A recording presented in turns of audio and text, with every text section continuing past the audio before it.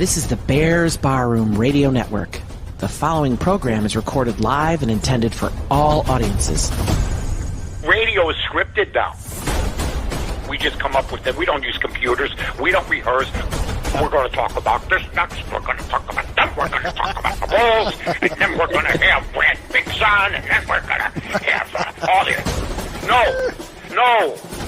If you don't know what you're going to talk about in the top of your head before a show, you shouldn't be in the business. I don't know what you got. I feel like Vince Vaughn in a couple's retreat. The Sharks are circling. Old school, baby. You're listening to the Mike North Advantage, and it begins right now. That's right. The Mike North Advantage starts right now. I am Aldo Gandia, Mike's wingman, and there he is. There he is in living color. It's Mike North. How are you, my friend? I see I got my Whitey Bulger hairstyle today once again. How's everybody in South Boston? Huh? You guys all recovered yet? Have you all recovered? Huh? You guys get your money back? Huh? Everything good? FBI in line? Attaboy. Anyway, it's good to see you, Aldo. God bless you. You look great. Everything's going good. I'll tell you what, I wasn't feeling great a few days ago. Oh, my God. I had a stomach virus to end all stomach viruses. It can have me knocked out, man. You know what? There's nothing that will make you lose weight more. It's the natural. It's God's way. It's God's diet. He runs. And I was in Las Vegas with Doug Buffone, and I'm sorry, I hope you're feeling better. Thanks. I was in Las Vegas with Doug Buffone, and we were doing a remote.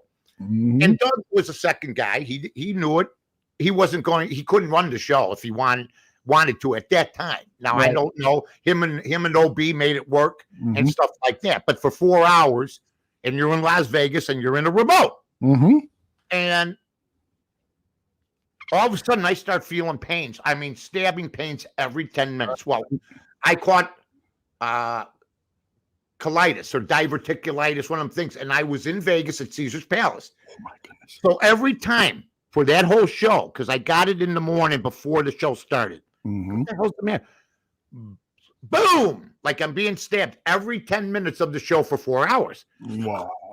So I'm ignoring it. Mm-hmm. I do have a high threshold for pain, but I'm ignoring it. So I ignored all the way through. I go, Doug, I can't go to lunch. I'm going upstairs. I go upstairs. BB calls and says, "Is there a doctor in the house?" Well, of course there is. And they call these guys Dr. Feelgoods. And what they do is this guy came to my room. This is the honest to God truth, because BB said, "Look, he's doing a show from here, blah, blah, blah, blah, blah, blah, blah, blah, blah." And BB, said, "Come on up." So I'm sweating. And this doctor comes up with a black bag, okay? Like something out of film noir. Like some crack who got fired by the hospital. The guy that gives the facelifts to the criminals. I'm free Bogart. Yeah, absolutely. Give me a facelift. Put the bandage on me. What's your name? What do you are? What are you? A veterinarian, but I know how to do this. The guy comes in, gives me a shot, and for the next 14 hours, I saw flying monkeys. Oh. I saw airplanes flying by. I saw the whole version, I believe, of Howard Hughes's movie, the one Hell's Angels. World War II plane, ships flying in the night. I believe Jack was allowed in Titanic onto the door as he was drowning with my dreams. I wake up every 3 hours. My sheets are soaked. Oh, my God. Like I literally, like you threw them in a swimming pool. The next day I get up, boom, I'm ready to go. Fine. Unbelievable. Fine. And B sat, listen to my wife. She sat there for the whole 12 hours with me. Didn't say, "Honey, I want to go down to the slots. Yeah. I'm going to go get some breakfast." She sat there and read a book for 12 hours. She's the best. She sat there the whole time just to make sure I was still breathing. I knew I was breathing. But, man, some of the dreams I had, I could see where some guys say, "I'll have some more of that." You know what I mean? It was a great thing. It got the next day, bang! I go on here, and Doug goes, "Dude, that was a quick recovery. You sure it wasn't something you ate?" I go, Doug, I'm not even going to tell you what happened, okay? Dr. Feelgood, didn't he work for Elvis Presley also? Yeah, but he made him feel real too good, you know? Yeah. He forgot to put the diet pills to him. Here, throw a couple diet pills in with it. Is it so hard? Is it so hard to throw a couple diet pills in? Okay? Because Tom Petty said this, and God bless him. He says the worst thing that could happen to a great entertainer is putting on weight. Yeah. As a rock and roll star. Springsteen. Springsteen, if he put on 25 pounds. Jagger. Elvis was his Jagger. Right. Look, I mean, when Meatloaf is the fat man's rock and roll star, okay? He had 2 or 3 hits, but then he fades, okay? When I never seen a guy, and this so put together, and every man knows it. Don't tell me, was Elvis good looking? And everybody knows Elvis was good looking, okay? Yeah. Anybody that has a brain. Guys know it, girls know it, it don't matter. And when you see what happened, I saw him in concert, his last one, I was stunned. I was absolutely down in the dumps. He's the greatest, to me, entertainer, money maker that ever lived. He's still making money, but Jagger is the guy at the front man of all front men. I mean, here's a guy that's going to be 90 going, we're going to do one more tour. You know what I mean? And Keith Richards is going, I was supposed to die 60 years ago. Are we sure we want to do this? You know? There's a picture of Hall & Oates together. All these people were together. Hall & Oates, Tina Turner, Mick Jagger, Keith Richards, Ronnie Wood. They're all together. And Super 70s guy goes, I want you to pretend that 30 years ago, you thought all these people were still going to be alive. They're all alive. It's amazing. They're all alive. And then you got, but Hendrix. No, they did it to themselves. Right. Joplin, Hendrix, Morrison. But here's the key. Richards did it to himself. He goes, what time's the tour? It's 2021. We're hearing he's going to be dead by 1985. That's right. That's true. Angie Baby. Let's enjoy it. Maybe their last song together. I mean, I'm going, it's the 70s. I'm going, are you kidding me? That's how, and blood transfusions, the whole ball of wax. Yes. There are all sorts of stories. And who knows? I mean, I want to hear about Will Chamberlain, but don't tell me Keith Richards didn't have 33 women in his bed at one time. That's all I'm saying. And they're still rolling.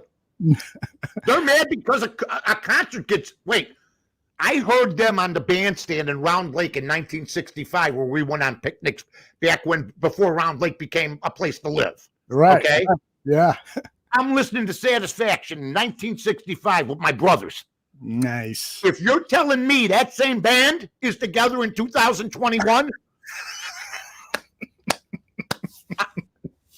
my uncle goes, my one uncle goes, yeah, these guys, they won't last long. He's been dead for 20 years, my uncle.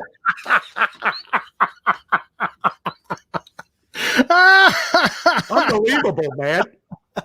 I see Jagger on TV. He goes, we're going to go on another tour soon. We got an HBO doc on. I'm falling asleep at 8 o'clock. My God. Oh, my goodness. I'm telling you, you are absolutely right. Everybody back in the 60s and 70s, those guys they're not going to live. And by the way, I once interviewed Ron Wood. I love him. Yeah. He's a recovering alcoholic 17 times. I was just going to say that.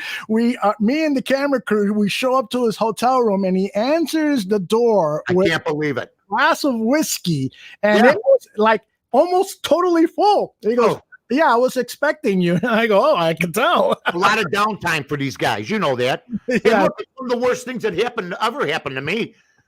I worked 4 hours. Well, I didn't really work.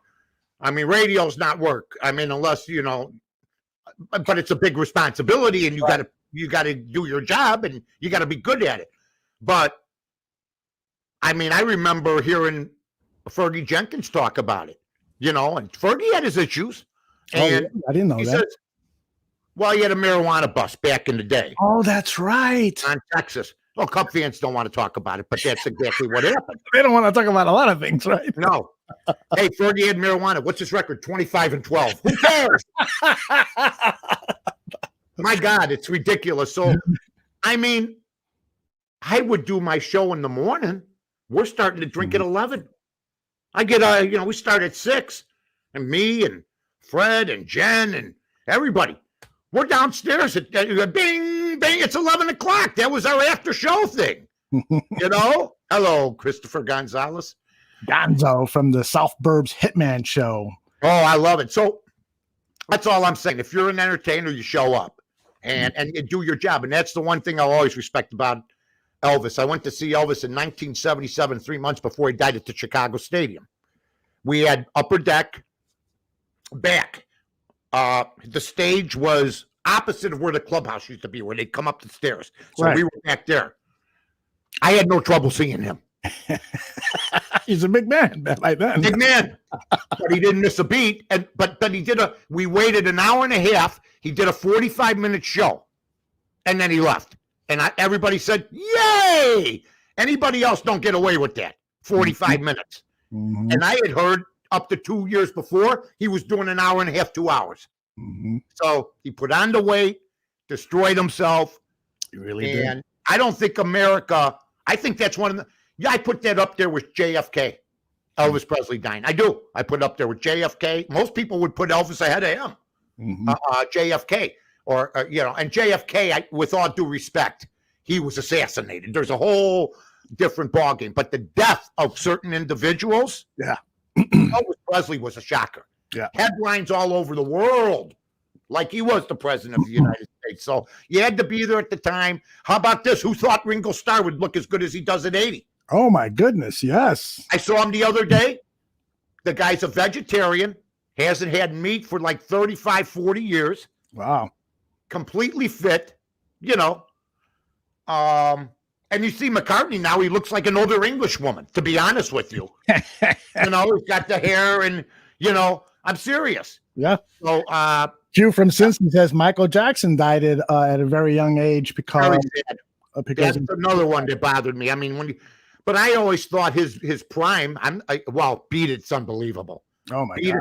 And when you find out that Thriller and all that Eddie Van Halen played the guitar on Beat It, but he would not. Eddie Van Halen would not tell his bandmates. They said, don't do that. No, he never did. Listen what happened. So Eddie Van Halen, when he died, they did this recount of all his stories. So I'm reading. Quincy Jones reaches out to Eddie Van Halen and Michael Jackson. When Michael Jackson says Eddie Van Halen's the greatest guitar player in the world, and I'd like him on my thing. Well, Eddie Van Halen tells the guys, David Lee Roth, Michael Anthony, and his brother. He goes, I got a shot to do an album for Michael Jackson, just to play one song. Okay. They go, are you out of your mind? We're Van Halen. You don't go over there and be a backup band or backup singer.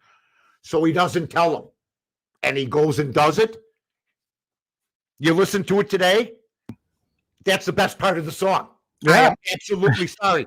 And I have nothing against MJ. I have nothing against Michael Jackson. I loved him when he was 5, 6. Oh, yeah. Jackson 5. He was unbelievable. He was better. He was as good then as he was for Beat It. He had better dance moves. But I'm sorry. As a singer, he used to do the arranging with the 4 guys. He's 5, 6 years old.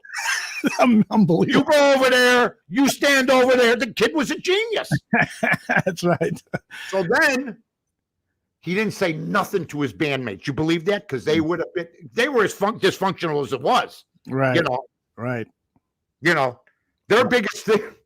Their biggest sin to me was trying to sell Sammy Hagar on me after David Lee Roth. What do you think? I'm an idiot?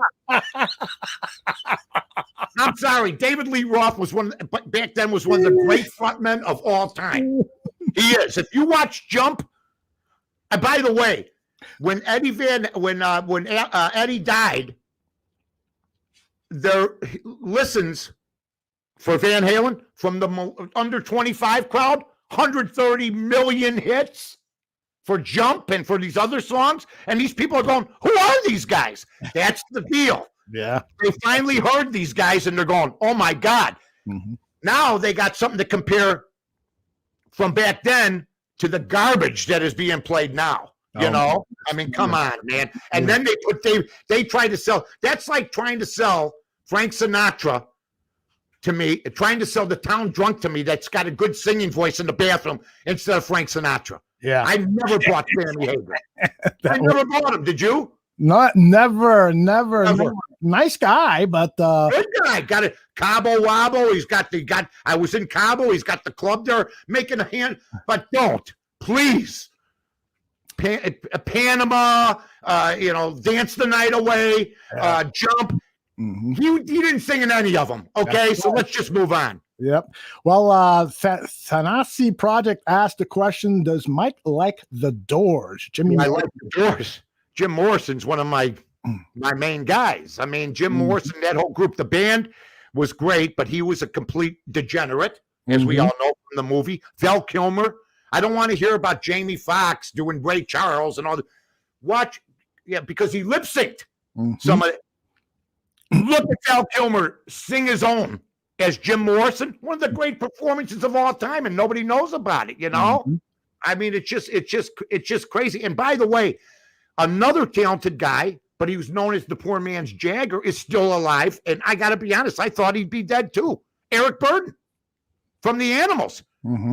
You look at Eric Burdon perform in the early days and look at Jagger, there's no difference. There really isn't. But Jagger kept his discipline. And Burdon, he's playing small clubs in New York now, I guess. That's right. Look at everybody jumping on. Oh, I love it.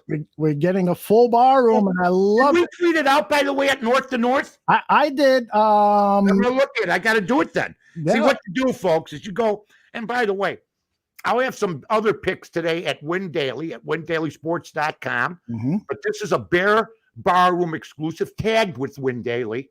I'll have one dynamite pick, which I think is a dynamite pick at the end of the show, and it's a proposition bet tonight. Yesterday, I go 0-2. The NBA, I go 1-3 the last 2 days. You bet the Mavericks, Porzingis had 30 and 15 the night before. They don't play him. They don't play him. Unbelievable.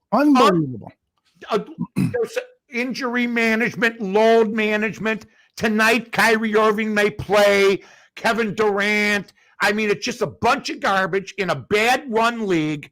Everybody is trying to keep a stiff upper lip about this. And to me, it's just appalling that guys are making $35, $40 million. James Harden was people were touting him for MVP 10 days ago, 20 days ago. Now the guy's hurt.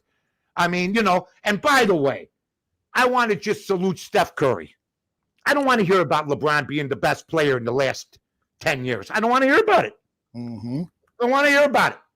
Steph Curry, averaging 28, 29 a game. The other night, the over-under for bets for three-pointers was 5.5. Wow, that's high. Why would they put that there? He hit 12 or something. Do you know how many times Steph Curry has hit more than 5 3-pointers? More than 53. I was going to guess more than 50, maybe. And you know the next guy? Klay Thompson, 5. I think it's 10. Over 10. 50. That's the word. I heard it from my guys at Thyssen today. Wow. Steph Curry changed the game of basketball. During LeBron James's run, this didn't happen to Jordan. Steph Curry came in and stole LeBron James's heart and won 3 championships. Okay? Okay. The greatest little man maybe to ever play any sport, including jockeys. I'm not kidding you. So all I'm going to do is say this. Anybody who wants to talk to me that LeBron James the last 10, 11 years has been more relevant than Steph Curry, the three-point shot became relevant because of him. LeBron James can't hit those. Yet Steph Curry can guard. He can handle the ball. He can, and his teams are still doing okay. Yeah. And he's lost. And when Draymond Green who's a lunatic, is your second best guy, and you're still winning, come on. Yep, he's great. It's a great point. And then that photograph that he took when he passed the Golden State Warriors all-time leading scorer, and he holds a picture like Wilt Chamberlain did when he had 100 on a piece of paper, and then Steph Curry duplicated that pose with his number of all-time points. Right. It was a classic. I wish I know what he didn't put down? You know what he didn't put down? No. It took me 11 seasons and wrote 6. And you know who didn't tell anybody that? Yes. I'm talking about the Warriors record. No, I know. I'm not taking anything away from him. But No, everybody was saying how great it was that he beat Wilt. And I'm saying to myself, if Wilt Chamberlain in his prime played Steph Curry, he'd go 10-0. Yeah. I don't care if Steph Curry can hit the outside three. Wilt Chamberlain would back him in and score every time. Yep. Okay? He's a great, great player. But Wilt Chamberlain, if you look up his resume, his stats with Curry's, I'm sorry, he did it in half the time without a three. So let's knock it off. Let's play the game. I'm happy for Steph, but he's not Wilt Chamberlain. But hold up whatever you want, because I'm thinking of holding up. It took you long enough. Wilt did it in 5 years. You know, it's very, very true. God, I'm really off to a running start, and I didn't even warm up. You know what? You walked in. We did a little pre-show chatter. You were on fire, man. I'm saying to myself, it's going to be another great one. I love what I do. You do. I love what I do. You know, like Munch Bishop said it the other day.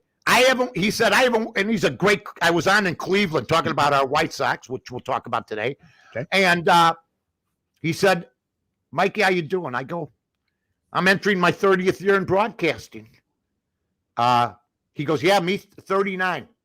Something. We haven't worked a day I haven't worked a day in my life since I go, God bless you, man. That's the way it is. Yeah. If it's a grind for you, you don't love what you do. And that's what pisses me off about these NBA players. Yeah. How do you score 30 and 15 and sit the next day? Yeah. I couldn't wait to get to the stadium. I'm with you. Porzingis is a wuss. Porzingis is a wuss. Pass it on. Him and his whole team. I don't want to hear about Doncic anymore either. I bet him the other night. Every time I bet him, don't compare him to Larry Bird. You would never do that. Okay? Mark Cuban's crying today because he doesn't want the play-in game. But you voted for it. But now he's saying, in fairness to him, in hindsight, it was a stupid thing to do, and I agree with him. But if you don't tell me Doncic is Larry Bird, because Larry Bird, I'm here to tell you, never turned the ball over like this guy. And sometimes he shoots when he should pass. Sometimes he passes when he should shoot. I don't want to hear that he has nobody around, because Larry Bird, his first year, with the same team the year before, with a few changes, improved 33 games. Okay, so I don't want to hear that crap. Anybody that compares Luka Doncic to Larry Bird is comparing. I want to see Luka Doncic play against the big bad boys in 1988. Yeah. And telling me he's going to run the court like they do now. They don't even guard anybody now. Right. It's a bunch. It's ridiculous. The NBA is close to being back where they were in the 70s. Yeah, well, that's a great point, because I have noticed. I mean, the game is still great in many ways, but I love the game. I bet it, but if I didn't bet it, I wouldn't watch it. I was just going to say, for gamblers, it's the worst thing in the world to not know what the health is and who's going to be in the lineup and so forth. That's the one thing about the NFL. I at least respect that they've got that injury report out every week, and they're somewhat transparent with injuries, but the NBA has no respect at all for the gamblers who make them money, by the way. That's right. And Adam Silver, okay, I got to say it, probably gives the lines to the Chinese government before we get them. You know what I mean? Start taking care of the people that love the game. Start taking care of, if you want gambling and you're going to have this up there and these banners for Caesar's World and all that. I mean, my God, Porzingis, to hear Cuban say today, Mark Cuban say today, that playing game was a bad idea because you're embarrassed. Well, you're the asswipe who's lets his coach sit a guy that scored 30 points the night before. You can't play 2 games in a row and you're making $25 million. Get off my team. Get off my team. I don't give a damn what your injury situation is. You score 30 and 15 and sit the next day. Get off my goddamn team. There you go. There you go. Vinny, who hosts the show Bar Down here on the Barroom Network, says, I can't imagine hockey players taking 3 days off. Those guys have to be pulled from the game to save their life. You know what? What tough guys. I saw Bobby Hall play with a broken jaw wired. I've seen the hockey players. I bet hockey now. I admire these guys. I don't want to hear Charles Barkley say that basketball players are the greatest athletes in the world. No, they're divas and pampered. That's what they are, and they're not tough. Yeah. I'll tell this. Charles Barkley couldn't skate 3 feet. So shut up about them being the best. Or maybe he could skate 3 feet, okay? But he'd fall on his fat face. So knock it off with the basketball players. Kyrie Irving is a lunatic. Yeah. And Steve Nash, that's a head coach in the NBA. You allow your players to come back and go wherever they want? Weakling. A Canadian who's always got advice for the United States how to run their country, he can't even get his guys to report for work. Q from They wanted a get-along guy. Because Pat Riley, let's say, took over. They're all there. They're there every day. Q from Cincy says that he loves your hockey picks. You've made him some money, Mike. Greatest athletes in the world in a game that hasn't changed since we were kids. The same game. The other games have changed. Oh, we can't slide into the second baseman. Oh, we got to rest our player because he had 25 points last night. Or, let's give that guy a day off because he's won for his last 3. I mean, this is all going nuts. Everybody's turned soft except hockey. And you know why? Mm-hmm. Hockey's not an American sport. Football softer, baseball softer, and basketball definitely softer. Hockey's the same, but it's not an American-born sport. The Canadians love their hockey the way it is. The Americans want to change everything that made these sports great to begin with. Mm-hmm. What basketball has done to himself is equivalent to Portillo saying, get rid of the drive-through windows. I mean, seriously.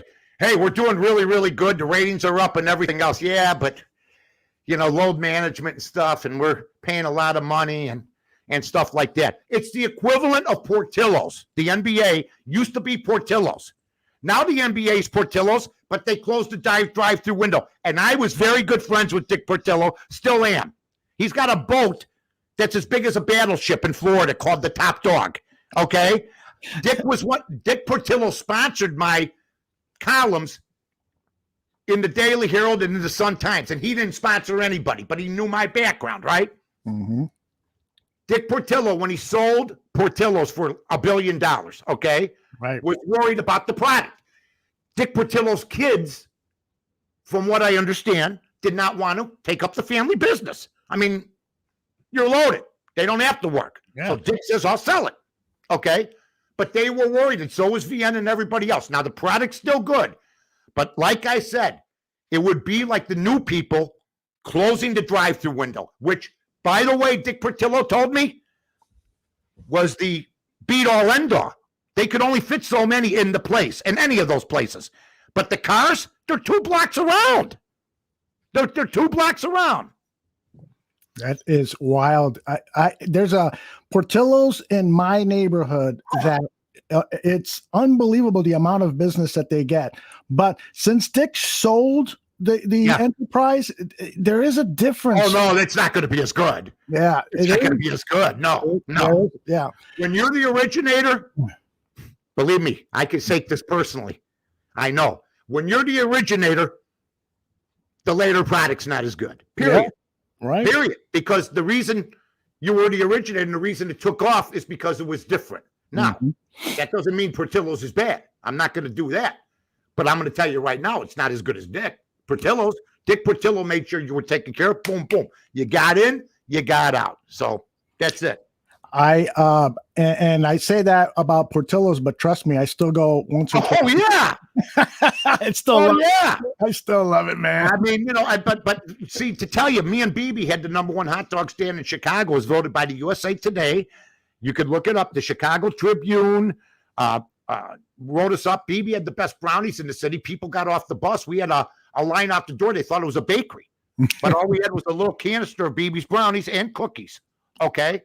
And who was the guy that did the food for the Sun-Times back in the day? Bruno. Yeah. Pat Bruno. Yeah. He used to come in to these restaurants. And so I write a letter back in the day before, when you had the hustle to try to do, and we'd like to be considered for best brownies. Well, what he does is He comes in, but you don't know it. Somebody, when there's a crowd, give me a couple brownies. Number one, we were. We beat out Delish. We beat out Let 'Em Eat Cake. I mean, we beat out all the bakeries. Now the people come off the bus because they see it that evening. We were sold out in a half an hour. And there's people go, where's the brownies?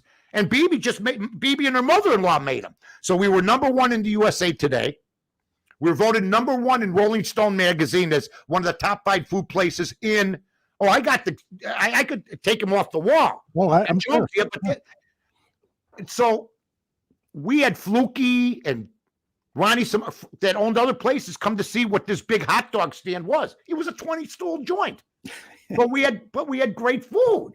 Yeah. That's all. And then we closed the Wendy's down the street when they said they had the best hot dog in town. And I said, hey, you think so? I called Al Lerner. I called Channel 7. They didn't take it at the time. I called Channel 9. They didn't want it. I called Channel 5. A guy named Al Lerner calls me back. Mike, he did the features. Yeah. He ended up being a White Sox announcer. Mm-hmm. He goes, who are you? I said, I got a place over here, but they said Wendy's does the best hot dogs in town. He comes with a camera crew. He clears it with Wendy's. They let him and 10 other people try their hot dogs. Then they walk everybody down. On the 5 o'clock news with Ron Majors and Deborah Norville at the time. Unbelievable. Boom. The next 2 days, we couldn't breathe. There were so many people. Without Twitter and everything, it died out. But when it's on TV, back then in the printed world, you got an onslaught. And what happened is that Wendy's, which we got pictures, closed the next, I think within 6 months. And it's an Aldi's now. And by the way, Vienna got their deal after the Wendy's closed because they realized our hot dogs were better than theirs. And at the time, Wendy's didn't use Vienna. You know how much money I got from Vienna for that? Nice check, huh? Oh, really? Nothing? Nah. That's okay. They took care of me in other ways. Oh, that is outstanding. He's a good guy. Here's the amazing story is that, so you talk to Don Lee, you get yourself Dan Lee, excuse me. Right. You get yourself on Chicago airwaves to talk sports, and your entire life changes. You went from being a hot dog restaurant mogul because that's where you were headed. Right. We had carts at Addison Fieldhouse on Kennedy. I had a hot dog cart. Listen to this. With the hottest girl. Okay, she was 18, beautiful, right at the Kennedy. Where you get on Addison there, right there in front of the field house. Well, we started having problems because it was causing a jam. Okay. I think I was one of those guys. I mean, and we had hot dog carts at Kosciuszko Park, which people know is right off of Diversity and Pulaski because they were closer to the hot dog stand. I was within blocks. Let me tell you something. I had 3 different stores. The hardest thing to run were the hot dog carts. You had to keep running out. We had to keep running out. Wow. I wasn't complaining, but you have to leave the other business to go take care of that business. I mean, in the summertime, it was gold. It was absolute gold. So very blessed. And, but I always strive to be number one in everything. And that's what I ended up becoming. Next week, I'll show the articles. Maybe I'll retweet one of them today. There you go. Okay. All right. So let's talk some sports. I want to let everyone know that Mike's pick for the day comes at the end of the show. So that's coming up. We're going to talk Bulls, Cubs, White Sox, and maybe some Bears. I want to start with the Bulls because I'm a little bit worried about this trade that they made. Where's my graphic? The Bulls have now lost 7 out of the last 10 games, and this is since the arrival of Nikola Vukovic. Do you think this was a good trade? Are you worried? They traded multiple draft picks. Some people are saying, be calm, be patient. This will all work out. I'm frankly starting to get a little worried. I'm not worried about it, but I'll tell you this. The nonsense that they're all looking for Zach to score. Do they have a head coach on the Bulls? Yeah. Isn't he supposed to be one of the best from what I've heard?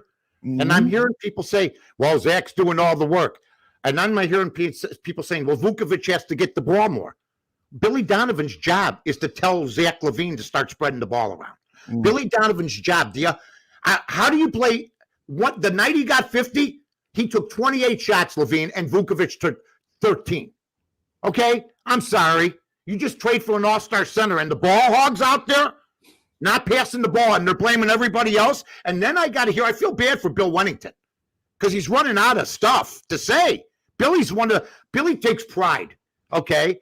So when I hear him go, well, on his, after the game with Chuck Swirsky, I know Bill Wennington. He's probably disgusted, but you got to try to paint a picture. Right. But this nonsense that Zach LaVine and they're all watching him, no, they'd like a pass. Mm-hmm. They would like a pass. If they pass it back, that's fine. How do you not go in and out in the NBA with Vukovic? Mm-hmm.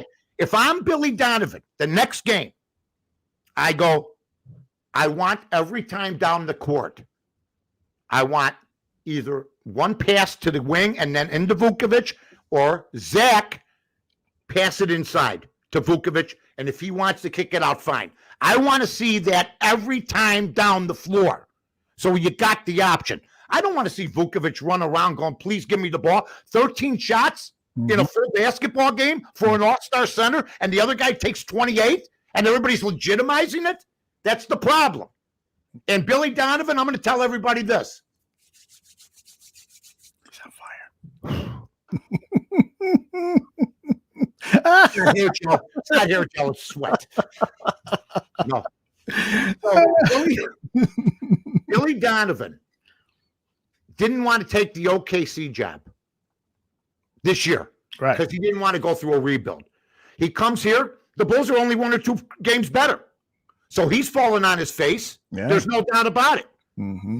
If the last, like, what are they, like 2-7, their last 9? 3-7, their last 10 games. And the last 3 games, if Boylan was coaching, they'd be barbecuing them. Yeah. But Donovan gets a free pass like Paxson did for 17 years. Right. All the newspaper guys, when a newspaper guy dies, I've said this many times, the next columnist to die, he was a legend.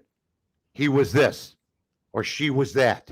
God, we're going to miss her. She did so much. No, the newspaper is like a pamphlet now while you were there. I don't want to hear how legends don't take work for businesses and run them into the ground. There you go. So this nonsense, the people see through it. How do you not mention that Billy Donovan has had one of the worst stretches of 9 games that any head coach could have in the NBA? I don't care who he is. He's only a little better than they were last year, probably, as far as I know. And Oklahoma City, they don't miss him. He lost the star, so he runs over here. Welcome to Zach LaVine, who played for Minnesota. It's another one of these deals where if you're Kevin Love, you got to go somewhere else. If you're Kevin Garnett, you got to go somewhere else. But when those 2 guys went somewhere else, they made their teams bona fide to help. They were helpers. Zach LaVine is not a lead dog. He's a lead hog, period. Zach LaVine has never been on a winning team in his entire career. I think he's 90 and 200 or something. I mean, but I put out a tweet the other day. It was so good. It was because I'm a lousy tweeter. I mean, I got a big following. I am, because I do it a lot. I like to see people give me crap because I'm one of the few big shots. Sorry, folks, that will actually answer the guys.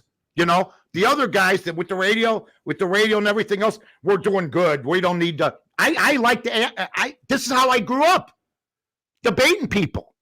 I grew up debating people, and that's the way it's going to be. But the nonsense that I'm hearing, the overall, just like we're all dummies, like I coached for 6 years. Don't tell me that Zach LaVine's a team player. Please do not do that to me.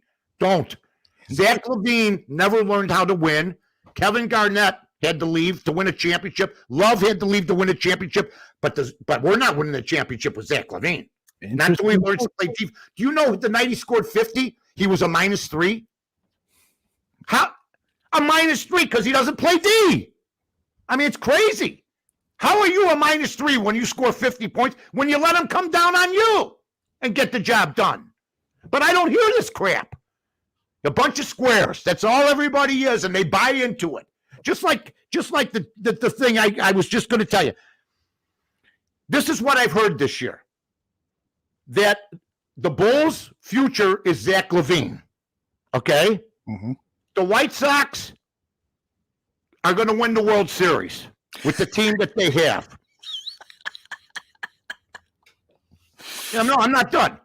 I know. The Cubs all should be re-signed from 2016. Okay? The Blackhawks are in 5th place. So we had to get rid of Quinville. And we got a young upcoming coach. And the Bears made the playoffs and we got rid of Mitch Trubisky. Now, which one is the one that's weird? That one. Because the other, how come Mitch Trubisky doesn't get the same consideration Zach LaVine gets to crap the bed and to be touted? It's just ridiculous, man.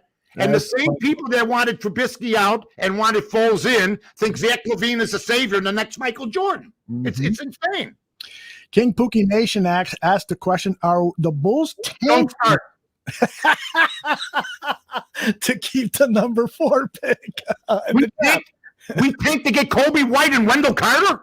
That's what we tank for. There's nobody out there to tank for. Get off the tanks. You know, this, and I don't want to call King Pookie Nation Alvarez, of course, with the easy to pronounce name. I don't want to call you square. But if you think the Bulls said they were tanking because they wanted to, that was an excuse. They just sucked, period. The question also is asked, BBAG Ma 2000 asks, how do you fix the Bulls, Mike? How do you fix I trade LaVine to a contender, and I get multiple picks. I don't know what they are, and maybe a player. And I try to get rid of Kobe White. And I think maybe the new guy's going to do that. You know, I mean, seriously, I probably rip up most of this team. I mean, because I know Billy Donovan can coach, but he's fallen into the same thing. I mean, Billy Donovan to me is a huge disappointment right now because he's letting the same nonsense go on every single game. Well, the guys on our Bulls 101 podcast have been pointing out that some of his lineups and matchups during the game, which is something he was criticized for in Oklahoma. But being criticized in Oklahoma is different than being criticized in Chicago. That is true. I mean, they still got a place where they fix covered wagons out there. So come cut it out. You know that they teach the Comanche language in Oklahoma? The language of the Comanche. They teach. Yeah. I mean, it's a different ballgame. I was in Oklahoma City for 2 days. It was the longest 3 years of my life. You don't speak Comanche? Well, no. I mean, they had English. I mean, but they have Indians out there, Native Americans. Great. You know what I mean? But, I mean, that's a different world there. You know? Totally different. All right, speaking of... who was the best shot you ever saw? You know, I'm talking about basketball. Yeah. But the guy didn't realize. He goes, Wyatt Earp came through once, and he could shoot that. I mean, come on. And Sentinel can shoot an arrow. That is outstanding. By the way, we're talking about Billy Donovan. Another skipper is getting a lot of heat, and that is Tony La Russa. He is under fire for his managing. I want to play for you. Not play for you. I want to show you some of the social media tweets against Tony La Russa. This is Aaron Lemming. Tony La Russa should have stayed his ass home. Never liked the hire, and so far it's worse than I could have imagined. The game has clearly passed him by. Bullpen roles, bunting, playing righty versus lefty. Poor matchups. Here's another take. MLB executive burner. White Sox should have never hired La Russa. Ownership move, and it's heading towards disaster. In game management and bullpen usage are poor. Will Reinsdorf admit his mistake and let the front office rectify? And then one last one from our friend over at Southside Showdown. Tony La Russa is creeping towards my bad side. That makes no sense to keep Nick Williams in yesterday's ball game when you let off the 10th inning. What do you think about what these people are saying? First of all, I'm going to ask all White Sox fans this. I would trade Moncada back to Boston for Chris Sale. They're rehabbing Chris Sale tomorrow. And Aldo was there the day I said, "What are you doing? What are you people doing?" But they said they couldn't win with Chris Sale. Chris Sale goes to next year and wins a World Series. Moncada can't play dead, can't hit dead. He'd rather be a singer. He's got an album out, okay, in Latin America, okay? But Tony La Russa Put the first tweet up that talked about all the things that they don't do, bunt and everything else. Okay. Yeah. Let me. The very first tweet. Let me call that up. The very first one. Aaron Lemon. Yeah. Okay. Who bunts? Who the hell bunts in the American League? Nobody. That's true. Okay. Tony La Russa, I watched him win a game the other night by using his bullpen, going out and getting it done. I think he prepares for every game. Now, if you'd like to read the averages of the Chicago White Sox, I told everybody Jose Abreu wasn't a 160-game MVP. He's a 60-game MVP. Okay? Moncada stinks as a hitter. Okay? Tim Anderson is out. I mean, are you people watching the same games I am? I mean, I understand that you can pick on every move, but I would ask White Sox fans this. You want David Ross? Do you want David Ross instead of Tony La Russa? Because if you want David Ross over Tony La Russa, you're disqualified from this show. You're on suspension. Are you people out of your God-blessed minds? And I want to apologize to Joe Madden. I really do. I want to apologize to Joe Madden because Theo Epstein, before he left, decided to hire this guy who should be fired at All-Star break if they don't get better. I'm sorry, it's been a year and a half. David Ross sits in the dugout. He's the next Rick Renteria, only this guy will get 4 or 5 jobs. I mean, Scott Service, a former Cub who can't manage his way out of the paper bag, is Seattle's manager. Mm-hmm. Okay? David Ross is in the dugout going, I had to go for it, but I don't know. He never managed before. And you can't hire a buddy. They went from easygoing Joe to really easy going Ross. Mm-hmm. So anybody that wants to question Tony La Russa, just tell me who you'd rather have in this town, number one. Number two, I watched La Russa the night before win that game, okay? They hung in there. He went to the bullpen. Do you know what the White Sox have that they never had before? A manager that is as good as the manager across the way. Terry Francona, Tony La Russa. Terry Francona, Rick Renteria. And don't tell me about last year. That was a 60-game aberration. Jose Abreu will prove me right on that. And I told everybody not to trade McCann. Okay, now McCann, they only play once a week in New York. So I'm not even, they got COVID, they got the flu, they got rainouts. They had a rainout the other night. They play once a week. I don't care what McCann's hitting right now. What are the other 2 catchers hitting? Okay? What did I tell everybody? And then Eloy gets hurt. You lose the middle, and you're going to yell at the manager? See, the problem is the Chicago fan has been listening to a lot of people, not all, a lot of people on the airwaves and reading a lot of people that don't know the first thing about sports. They don't know the first thing about sports. That is they see a boxing match, they faint almost. I mean, it's ridiculous, so they've been listening to the same crews, same writers forever. The same writers I said were full of crap in 92 are still there. Mm-hmm. Okay? I mean, seriously. If you kept people on or fired them by their knowledge, they'd be gone, most of them. Most of them be gone. But the nonsense, and I like Aaron, by the way, and who do you want to manage your team? Well, you're mad because he hit the curb, and a lot of people are still mad because he got hired because he drank. Ooh, and he got a DUI, which half this country's got. Mm-hmm. Come on. BBE Jama asks, who is your Cubs manager? Anyone can rant, but how are you fixing all these? Ozzie Guillen, so shut up. Shut your mouth. I just came up with it. Shut up, get off the screen. I came up with it like that. You got a World Series manager in town, and I'm not a big Ozzie and I don't see eye to eye sometimes. Ozzie's the guy that dragged Eaton through the dirt because he said nobody liked him, and then Eaton comes and everybody likes him. So all I'm saying is, and Ozzie, I love Ozzie.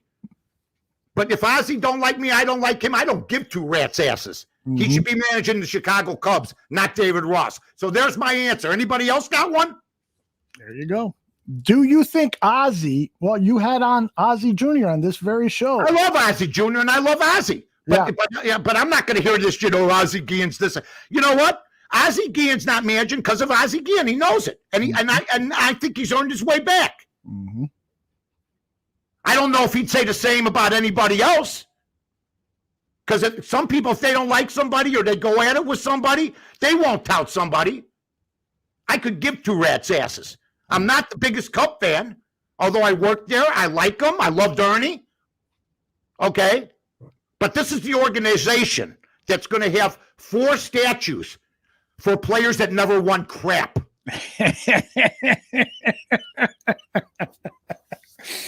The one guy that just 2 guys deserve the statues more than anybody, Fergie and Ernie. Yes. Billy Williams, Santo, fine. You got 4, that's the kind of organization we've been dealing with. 4 members of a team that crap the bed year by year. And they're treated like World Series heroes. I don't even know if the Yankees got Babe Ruth, Mickey Mantle. I don't know if the Yankees got a stand. They probably, well, they have a monument. They have the park. They have to build a park. That's right. But how many teams would have 4 statues? And once again, Fergie deserves it, and Ernie. The other 2, I'm up for debate. Ron Santo wasn't even the best hitting third baseman that I saw. It was Bill Madlock. Easily. Yeah. Bill Madlock's got a 305 lifetime batting average, but he couldn't field like Ronnie. Right. Okay. And Billy Williams, Hall of Fame, won a silver bat, played all those consecutive games, but you know, I think the biggest guy, the biggest influence of that statue, the guy that wanted it the most and made his voice known the most was Billy Williams. Okay? Because when he wanted to be in the Hall of Fame, just look back in time and see some of the stuff he said to get in. That's all I'm saying. Mm-hmm. So I want everybody just to relax. You're dealing with a guy here that came up with the manager of the Cubs right now, Ozzie Guillen. Okay? Mm-hmm. But and you know what? Somebody's got to stand up for him. Mm-hmm. Nobody else is standing up for him, and they give him a job. They keep him hanging. They got a carrot in front of his nose, giving him false hope. Okay? That is a really interesting take, because yesterday, I'm reading all of this social media attacks on Tony La Russa, and then they go to the post-game show, and there is Ozzie, and I'm thinking to myself, how long before Chicago White Sox fans are saying fire La Russa and hire Ozzie? You think that could potentially never happen? No? It'll never happen. They pretend they like him. They put him on TV. They gave him a gig. He won't. And Ozzie's as good as, I watched him. He's not the same Ozzie. He's got to watch. He watches his words more. Mm-hmm. He watches his words more. Yeah, basically, welcome to broadcasting in 2021. Plus, he wants to be a manager again, and I don't blame him. Yeah. I don't blame him. You won a World Series, and you're watching David Ross? Tony La Russa's got credentials, okay? Mm-hmm. He's got more credentials than most of us got. Most of the people on Twitter. And, and then look and see if they wanted him from the beginning. Mm-hmm. Because the White Sox aren't playing that bad. They really aren't. And I also want to say congratulations to Giolito and Bieber last night. Great game. Oh, my gosh. Beautiful. Ruined by the 10th inning rule, which should be thrown out of baseball along with Manfred and Torrey.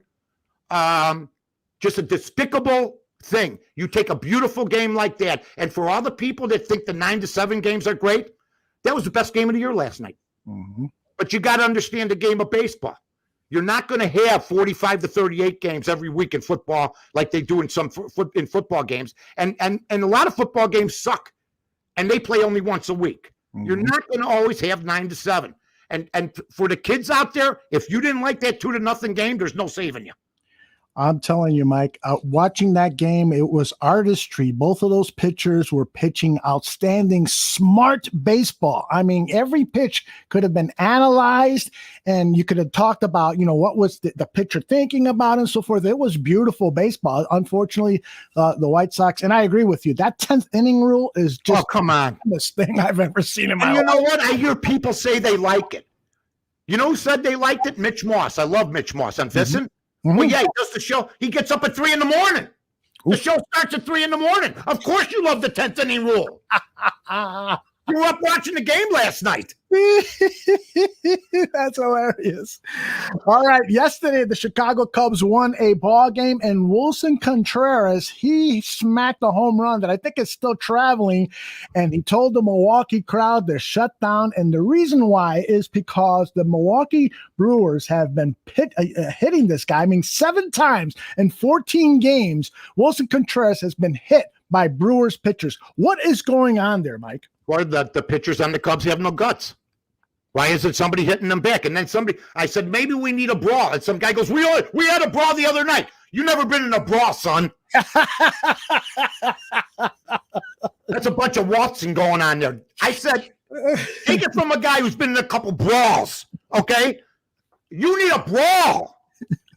You got to wake your ass up. What's wrong with you people? Oh, they had a brawl the other night. You let one of your stars get hit 7 times, and David Ross sits in the dugout, stands there like this. And you're a catcher? You got the job because you were on TV?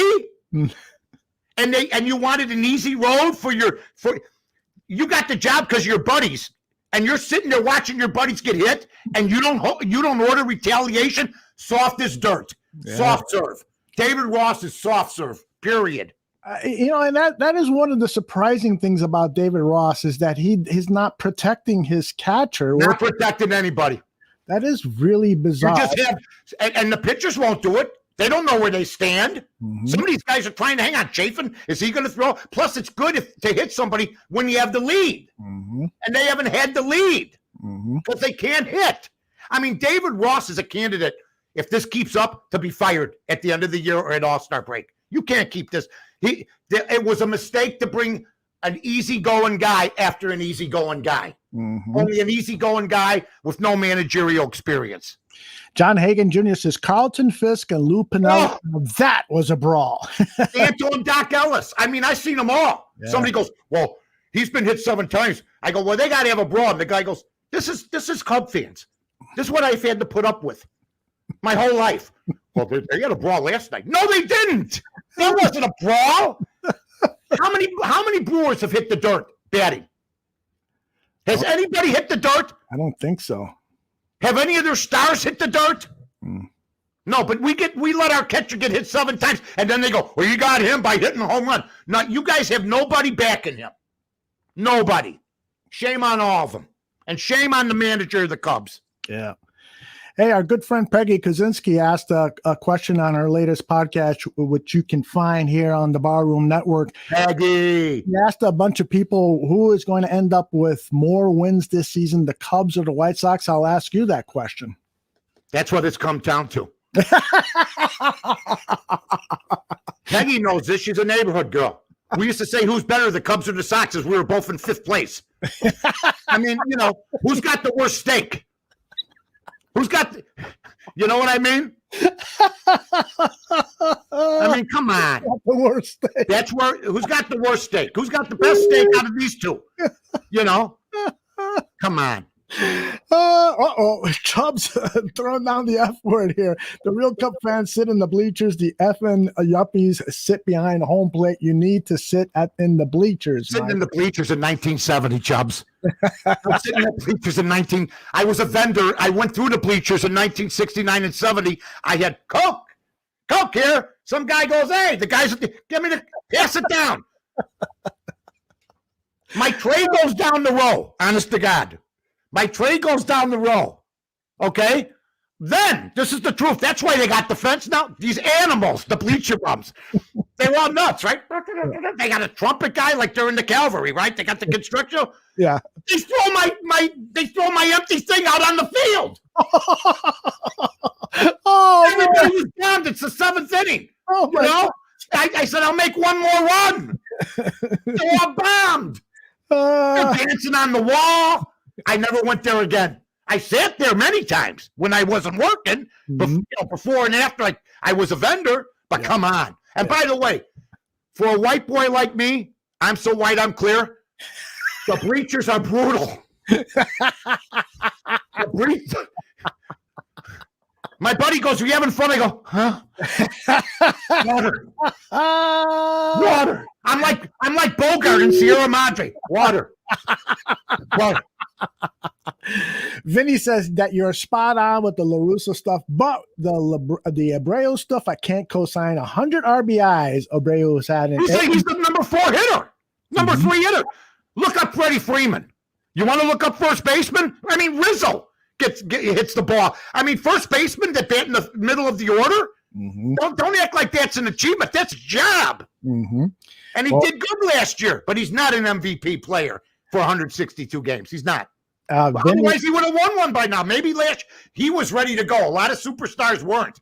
A lot of guys weren't last year, so I give him all the credit in the world, and I congratulate him. But I'll take the field against Abreu, if you'd like, for MVP this year.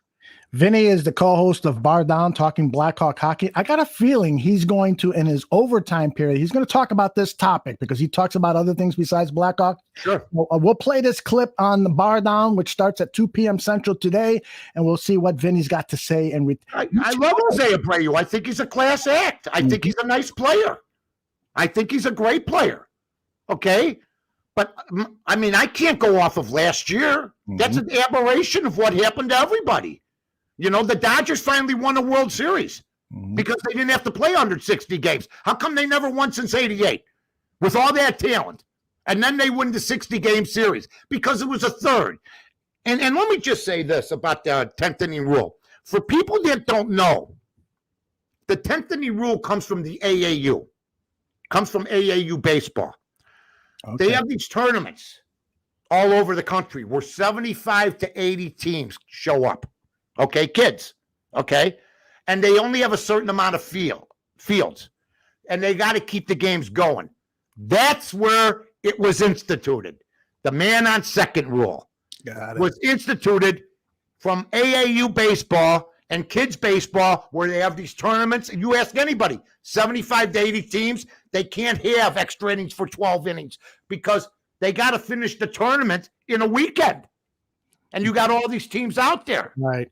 So that's why they did it, not because of COVID and all this nonsense that the weak-kneed Joe Torre and Manfred will tell you about.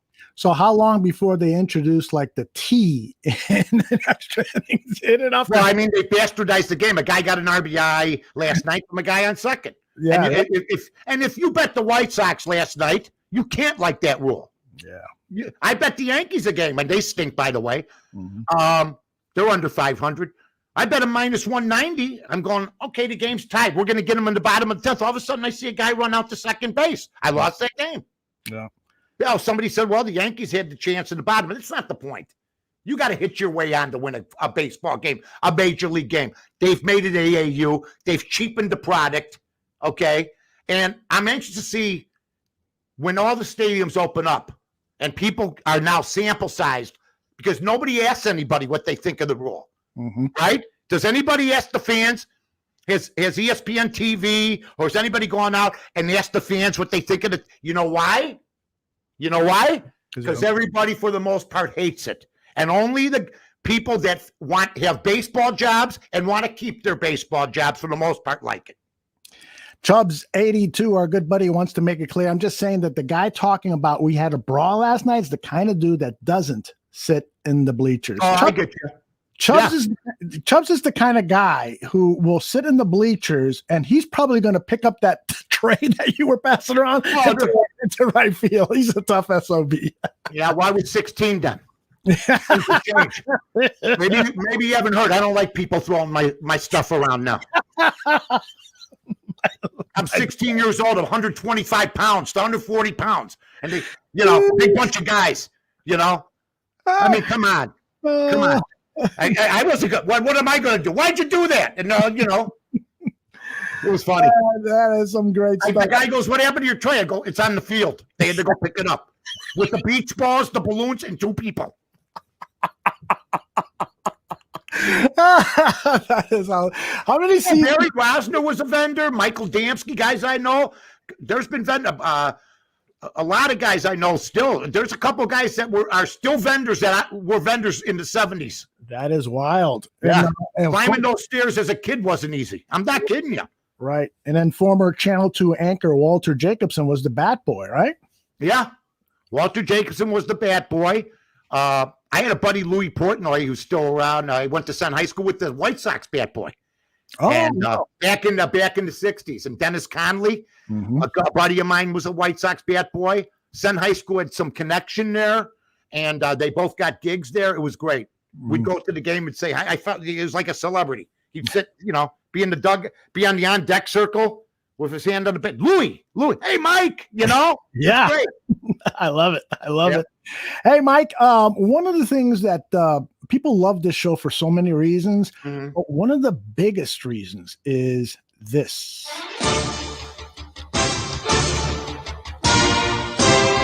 Yeah. Go to the black box.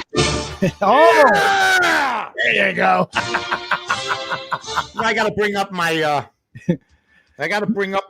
because I got one game for everybody. I mean, one special promo bet today, okay? And I'm going to go to it right now. People get a kick out of when I talk into the black box, okay? Yeah, it's awesome. It really is. MLB odds. Da, da, da, da. I want to let people know that this is brought to you. Mike's Picks is brought to you by WinDailySports.com. Go over to WinDailySports.com for all of your betting needs, and also follow them on Twitter at WinDailySports. Those of you folks listening on the audio podcast version, and it again is WinDailySports.com, and the Twitter handle is at WinDailySports. They're great people over there. Yeah, great people. Jason, they got great shows. Sirius XM, I do their fantasy show. We talk betting from 4:15 to 4:30 on Saturdays around the nation. Want to thank Munch Bishop. I was on in Cleveland yesterday. Also, we do a Win Daily Twitter show on Thursdays, so you folks can't miss that. It's on every Thursday at 4 o'clock. Of course, Bears Barroom at 9:30, ESPN 1000. With the great Carmen DeFalco. My bonus pick, which I lost last week by a point, 14-2. I'm off that thing now. I lost 2 games out of 16. I'm disgusted with myself. So I'm going to basically start rolling again. I want to see if I can get on another streak. I had it interrupted. How dare I go 14-2? But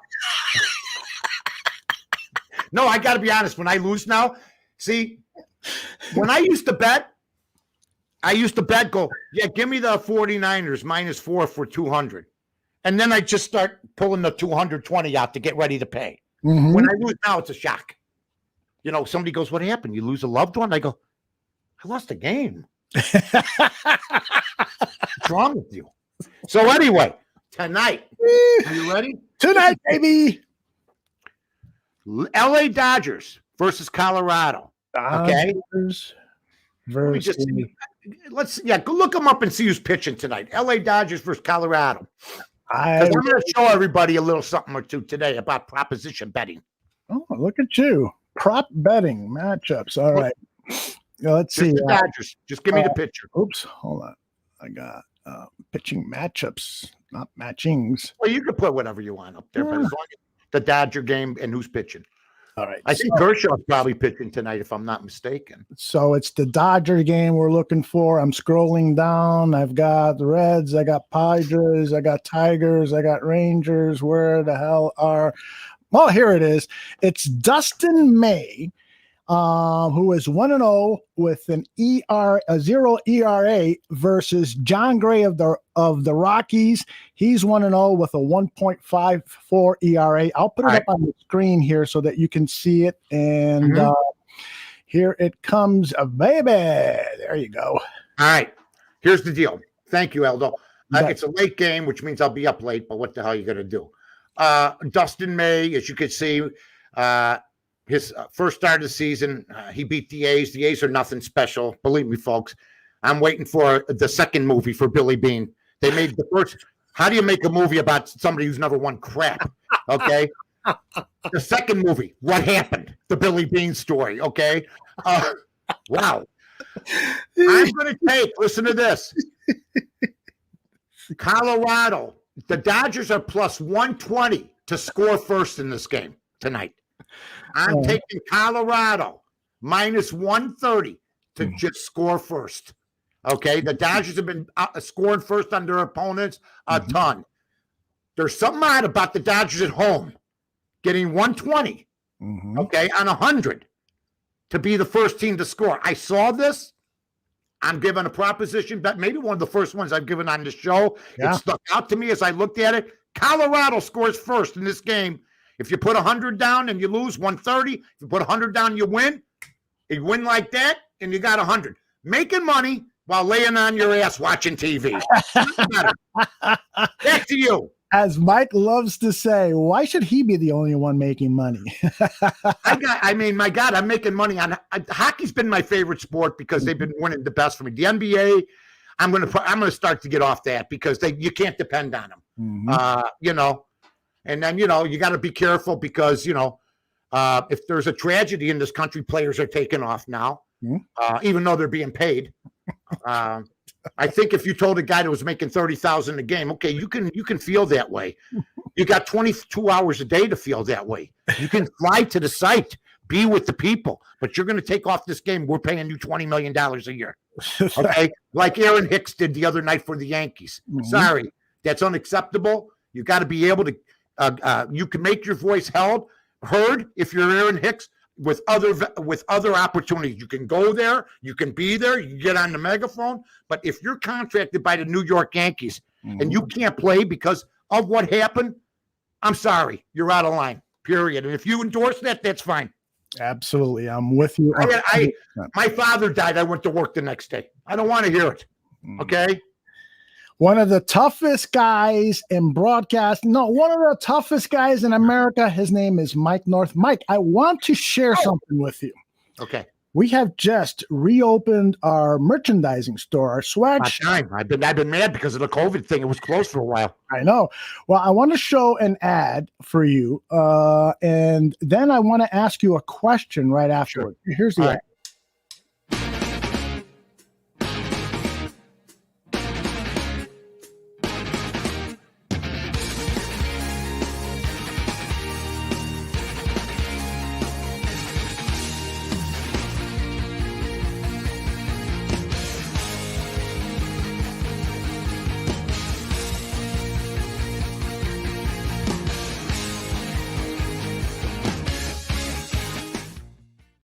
So here's my question for you.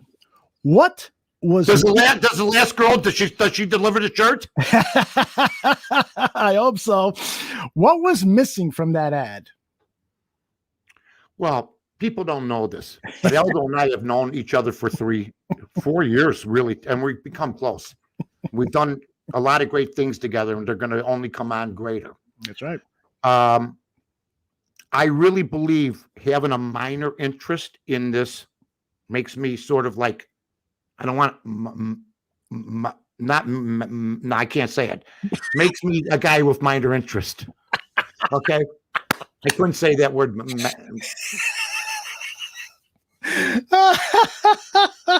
I got a hat from Aldo. What Aldo's done for me and my career, I don't need it. I got my hat, my Bear Barroom hat. I'm proud to be on Bear Barroom. I would prefer if they want to sell Bear's Barroom with Mike North something, they're free to do it. And I hope they make all the money in the world off it. Well, here's my Well, you're going to come up, you buy me a car finally? You buy me a car I saw in the lot? That's right. With the Bear Barroom plates? That would be cool, right? Yeah. You correctly identified that in that commercial, there was no Mike North merchandise, but there is Mike North merchandise coming, and I want to propose an idea for you. Okay. I came up with this in front of everybody, right? Yeah, we have not talked about this, and so I'm going to get your immediate reaction. I'm going to, in fact, put up a close-up or a closer shot of you. There you go. Look at this. Hey, I put my teeth in today. Thank God. Oh, that's wild. All right, so here's my idea. How about Mike North autographed T-shirts? So we get your autograph, Mike North, and it's sprawled against a T-shirt, and maybe there's some saying like, "Hey, Jagbag signed Mike North" or something like that.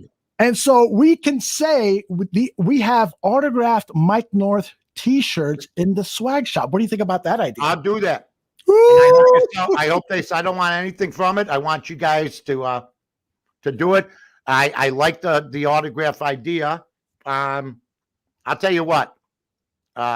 T-shirts and stuff like that. They're great advertising, and I'll do the autograph and stuff like that. But whoever's doing it, I want them to and Bears Barroom to make the money to supplement all the shows and everything else. So that's fine with me, Aldo. You know, when I see you when the COVID thing's over in 4 years, we'll come out. Oh, thanks, Q. He says he'll buy one. Yeah, a lot of people are going to buy one. I think he is the first. But I'm going to. I really am flattered by that. Thank you, and I will definitely do that. And I'm deeply touched because we've been together for a long time, and we've had this relationship where we like working together, we like hanging together. And you know what? The money and all that other stuff I've made.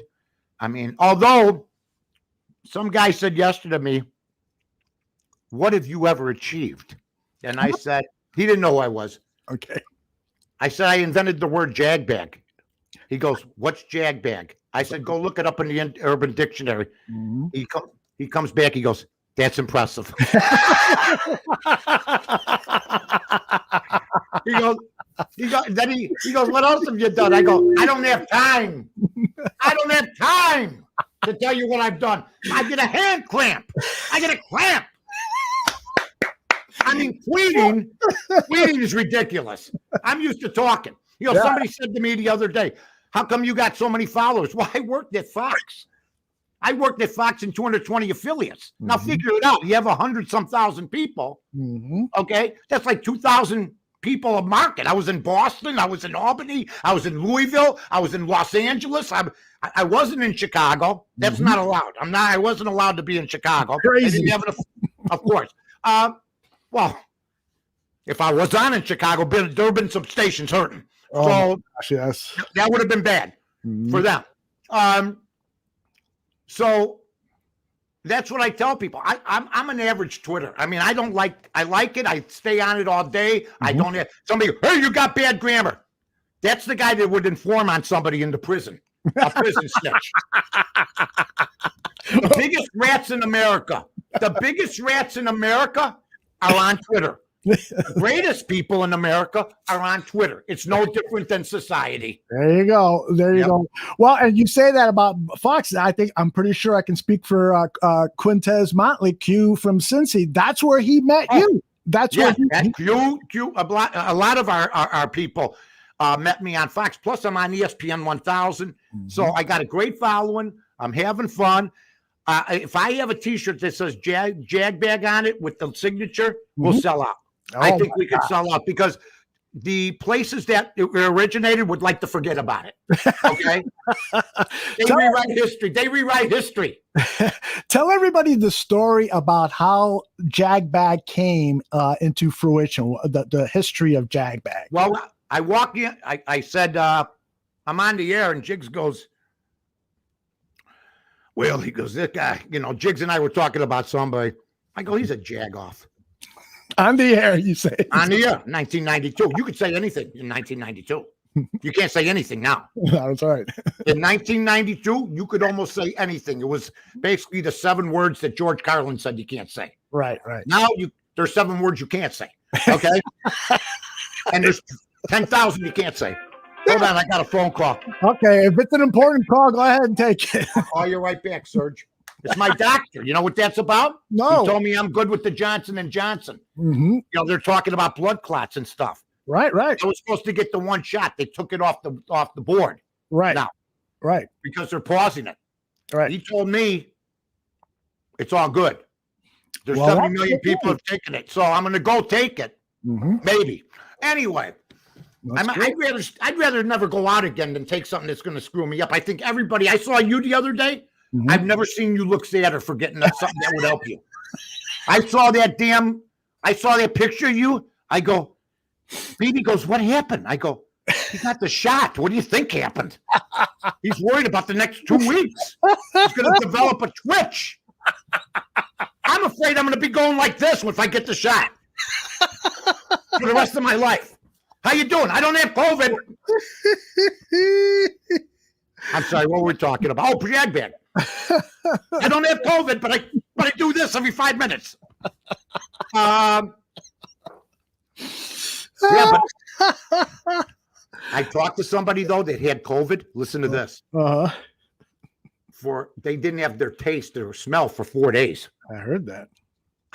If I go 4 hours without taste or smell, I'm having a heart attack. To be honest with you. Really? Yeah. So Jagbag, I go, he's a jag off. And Jigs goes, oh, and we all of a sudden, Jesse Rogers comes in. He goes, Ron Gleason wants to see you. I go in. Ron Gleason's the nicest guy in the world, works for WBBM. What a great man. What a great program director. Should be running a station still. But sometimes you just fall through the cracks when you have the most successful sports station in town, Yep. And I come in there and he goes, what did I just hear you say? I go, that's how he used to talk, like almost like he was singing. I go, what'd I say? You know what you said. And he told me what I said. Don't ever say it again. I go, why? You wanted a street guy? That's what we say. You can't say it no more. I don't want it, son. Now, at the time, I said things that nobody had ever said, and then you'd read about it in Feeder 3 weeks later after somebody would tell them, and then I'd get in trouble. So I come back, and Chiggs goes, what happened? And I said, I got in trouble for saying it. He goes, I knew that was going to happen, So I go, I got to think up something, he told me. I come up with the word just like that. The next thing you know, it becomes in the Midwest, a big deal. People are calling each other that in bars in Chicago. And the next thing you know, Jeff Schwartz calls me and he says, you're in the Urban Dictionary for inventing a word. There it is.